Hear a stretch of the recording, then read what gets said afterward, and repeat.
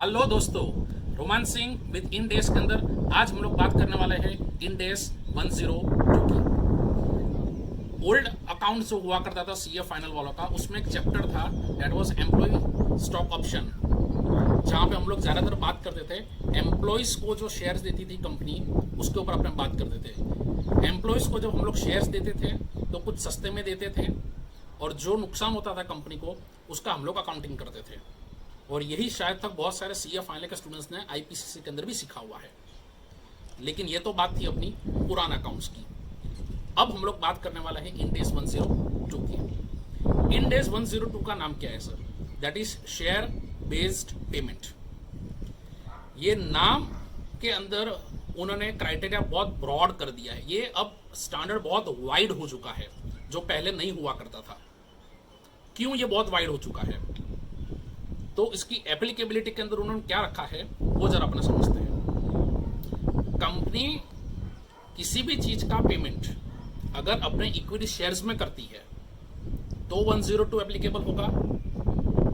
And second, ये बहुत मजे की बात है, ये समझने की बात है, कंपनी कोई भी असेट्स खरीदती है या कुछ भी खरीदती है जिसका पेमेंट कंपनी भले ही कैश में करे या कुछ असेट्स देगी सामने, लेकिन कितना कैश देना है या कितने की असेट्स देनी है उसका जो वैल्यूएशन है वो शेयर की प्राइस अगर डिटरमाइन करेंगे। मतलब बेस में अगर शेयर की प्राइस है, बेस में अगर इक्विटी शेयर्स है, जो ये इंडेक्स का नाम है शेयर बेस्ड पेमेंट, मतलब जो पेमेंट करना है उसके बेस में तो शेयर का वैल्यूएशन ही है, तो भी 102 एप्लीकेबल होगा।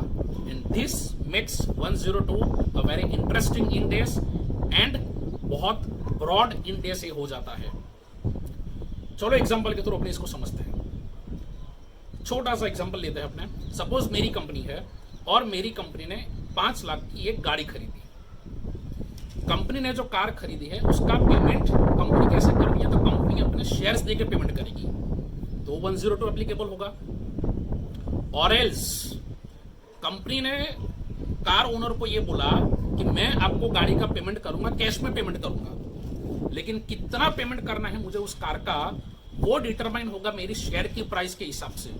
मे भी 1 हफ्ते के बाद जो भी शेयर की प्राइस होगी उस हिसाब से मैं आपको गाड़ी का पेमेंट करूंगा। 1 महीने बाद जो भी शेयर की प्राइस होगी उस हिसाब से मैं आपको गाड़ी का पेमेंट करूंगा। सो भले पेमेंट कैश में हो रहा है, लेकिन अगर उसके बेस में कार की वैल्यूएशन में अगर हमने बेस में शेयर प्राइस रखा है तो वहां पे 102 एप्लीकेबल हो जाता है। And this makes this 102 a very interesting index. So this was on the applicability of 102। और एक पार्ट अपने इसमें कवर करते हैं कि इंडेक्स 102 अगर आपको एप्लीकेबल करना है तो counterparty should not be the share holder.